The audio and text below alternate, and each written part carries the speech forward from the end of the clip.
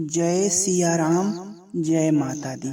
शिव भक्त मंकड़क पुण्य सलिला सरस्वती नदी के किनारे एक परम तपस्वी मंकड़क नाम के ब्राह्मण रहते थे।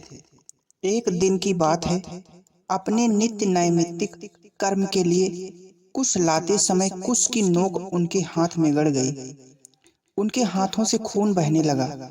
उसे देखकर उन्हें इतनी प्रसन्नता हुई कि वे हर्षावेश में नाचने लगे।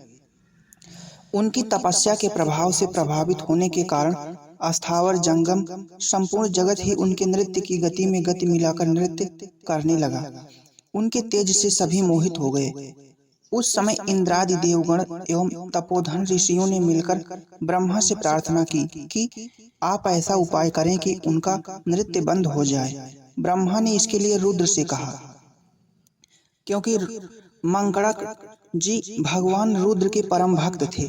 ब्रह्मा की बात मानकर रुद्रदेव वहां गए और उन ब्राह्मण देवता से कहा, विप्रश्रेष्ठ, तुम किस लिए नृत्य कर रहे हो?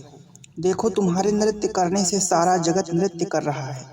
रुद्रदेव की इस बात को सुनकर मंकड़क ने कहा, क्या आप नहीं देख रहे हैं कि मेरे हाथ से खून बह रहा है? उसी से प्रसन्न और हर्षाविष्ट होकर मैं नाच रहा हूँ।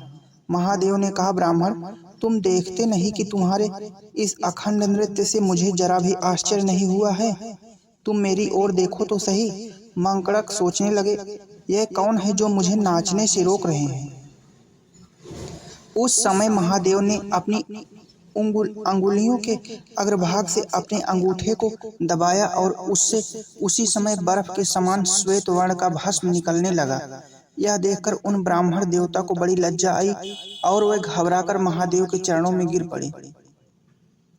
उनके मुंह से बरबस यह शब्द निकल पड़े, प्रभु, आपसे बढ़कर और कोई देवता है ही नहीं।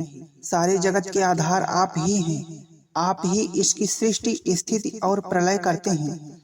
प्रभु, मैंने आपके सामने बड़ा अपराध किया है। मुझसे अनजाने में आपका बड़ा अपमान हो गया है। मुझ बालक की चूक पर दृष्टि न डालिए। क्षमा कीजिए, क्षमा कीजिए। भगवान शंकर ने कहा, बड़ी प्रसन्नता से कहा, ब्राह्मण देव, इसमें अपराध की क्या बात है? आवेश के कारण तुम नाच रहे थे। ऐसी स्थिति में अपमान की तो कोई बात ही नहीं है। मेरी इच्छा से नृत्य बंद कर देने के कारण मैं तुम पर अत्यंत प्रसन्न हूँ। यह तुम्हारी तपस्या और भी हजारों गुना बढ़ जाए। इस प्राची सरस्वती के किनारे ही मैं सर्वदा तुम्हारे साथ निवास करूंगा। इतना कहकर शंकर ने सरस्वती नदी की और भी महिमा बतलाई तथा ब्राह्मण मंकड़क पर महान भक्तवत्सलता प्रकट करके आशुतोष भगवान शंकर उन्हीं के साथ वहीं निवास करने लगे। आज भी भगवान शंकर अपने आज्ञाकारी भक्त मंकड़क के साथ सरस्वती तट पर विचर